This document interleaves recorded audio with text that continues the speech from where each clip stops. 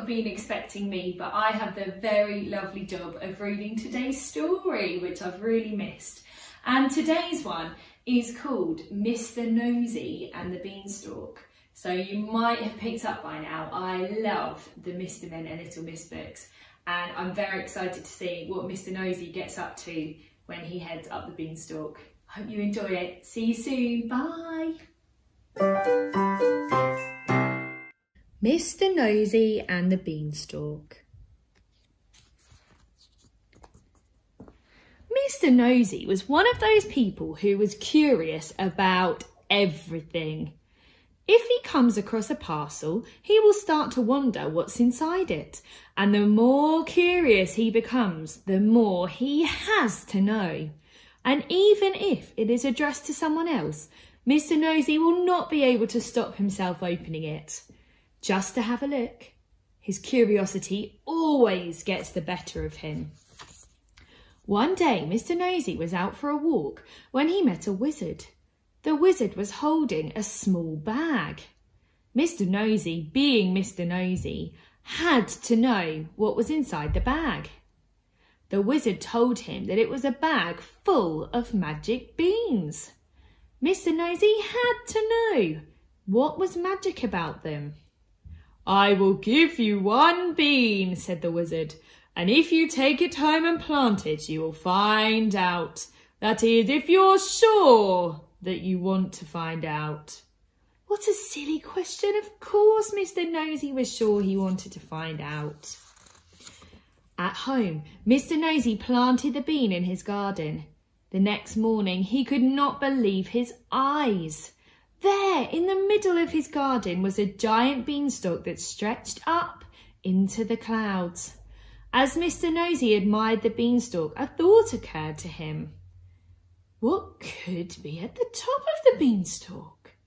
The more he thought this thought, the more curious he became. And the more curious he became, the more he had to know. So he began to climb the beanstalk. He climbed, and he climbed, and he climbed right up into the clouds. And when he reached the top, he could not believe his eyes for the second time that day. There in the clouds was a giant castle. And then a thought occurred to him. Who might live in a castle in the clouds? And the thought grew into curiosity, and the curiosity got the better of him. So he set out across the clouds to the castle. The giant castle had a giant door, and in the giant door there was a giant keyhole. Mr. Nosey cannot pass a keyhole and resist the urge to have a peek, and this time was no different. Except that this time it was different, because Mr. Nosey could fit through the keyhole. Once inside, it quickly became apparent that the who lived in the castle was a giant.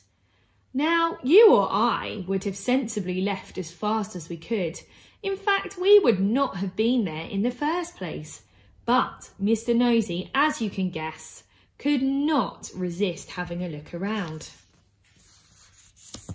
Mr. Nosey went into the giant's kitchen, and in the corner were 3 small cupboards.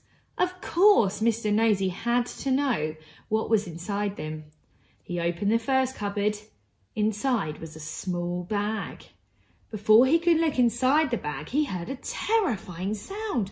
Thump, thump, thump. It was the thud of the giant's heavy booted footsteps somewhere in the castle, and they were getting closer. Mr. Nosey grabbed the bag, scrambled through the keyhole and slithered back down the beanstalk as fast as he could. Safely back at home, he discovered that the bag was full of gold coins. That night he could not sleep. He lay in bed thinking about the other 2 cupboards. What could they contain? He just had to know. Early the next morning, back up the beanstalk went Mr. Nosy, back through the keyhole and back to the second cupboard in the giant's kitchen. Inside it was a hen. That's curious, thought Mr. Nosy to himself, not for the first time in this story. He picked up the hen and there was a golden egg.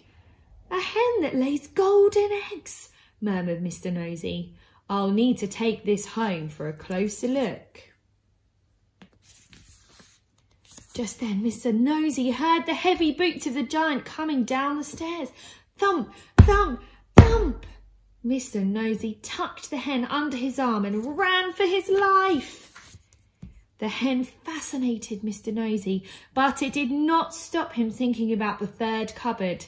He was terrified of the giant, but his curiosity overcame his fear, and so the following morning back to the giant's kitchen he went.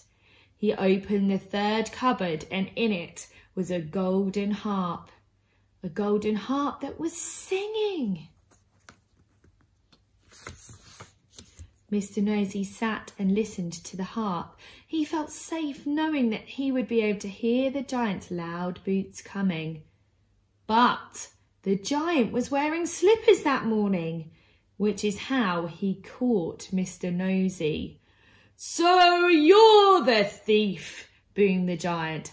I have a mind to grind your bones to make my bread. Mr. Nosy's eyes nearly popped out of his head. But I won't, continued the giant. I prefer cornflakes for breakfast. Now I know what to do with you. Since you are so interested in what is in my cupboards, you can clean them out for me. And Mr. Nosy did. It took him 3 whole days. Giants' cupboards are, well, giant. Now let that be a lesson to you, said the giant. And you'd think it would have been, but the very next day Mr. Nosy came upon an empty house and the front door was open, and on the kitchen table were 3 bowls of porridge. But that's another story.